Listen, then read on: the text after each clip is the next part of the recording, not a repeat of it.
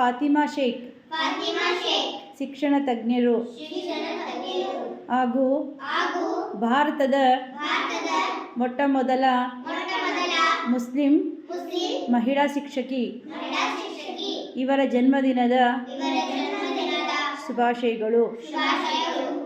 ಇವರು ಸಮಾಜ ಸುಧಾರಕರಾಗಿ ಹಾಗೂ ಜ್ಯೋತಿರಾವ್ ಫುಲೆ, ಸಾವಿತ್ರಿಬಾಯಿ ಫುಲೆ ಅವರ ಸಹೋದ್ಯೋಗಿಯಾಗಿ ಕಾರ್ಯನಿರ್ವಹಿಸಿದರು. ಇವರು ಹುಟ್ಟಿದ್ದು ಜನವರಿ 9, 1831ರಲ್ಲಿ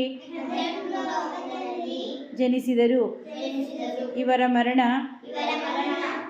9 ಅಕ್ಟೋಬರ್ 1900ರಲ್ಲಿ ನಿಧನ ಹೊಂದಿದರು.